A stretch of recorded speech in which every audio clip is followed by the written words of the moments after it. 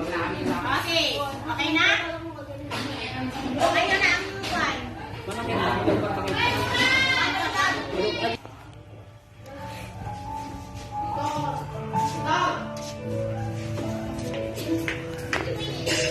Okay na.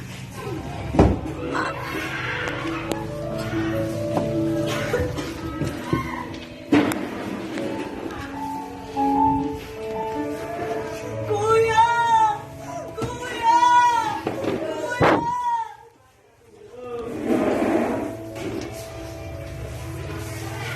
Elehiya sa kamatayan ni Kuya.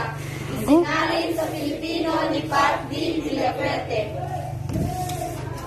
Hindi napapanahon sa edad na 21, isinugo ang buhay ang kanyang malungkot na paglalakbay na hindi na matanaw. Una, sa dami ng ating kilala, taglay na hindi mabigkas na pangarap at hindi may pabilang pagmamahal. At kahit pagkaraan ng maraming pagsubok, sa gitna ng nagaganap na usok sa umaga, maniwala at dili kamihina at pagbagsak. Ano? Ano? Ano? Ano ang naiwan? Mga naikwadrong larawang guhit.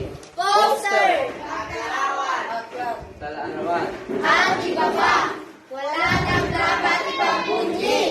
Ang masaklap na pangyayari Uy, gamaman natin ni Gram. ay nagwawasak Agpakatan eh. sa pamamagitan ng luha, naglandas ang hangganan.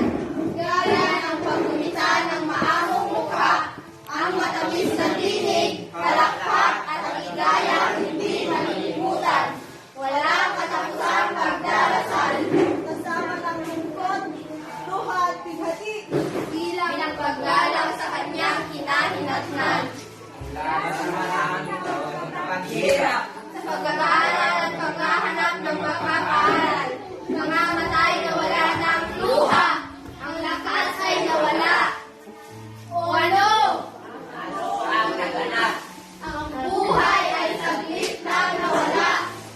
Pera, ang immortal na pangalan, mula sa lilisang tahanan. Walang imahe. Walang anino at walang katawan. Ang lahat ay nagluksa. Ang burol ay bumaba. Ang bukid ay nadaanan ng unos. Malungkot na lumisan ang tag-araw, kasama ang pagmamahal na inalay, ang iisang anak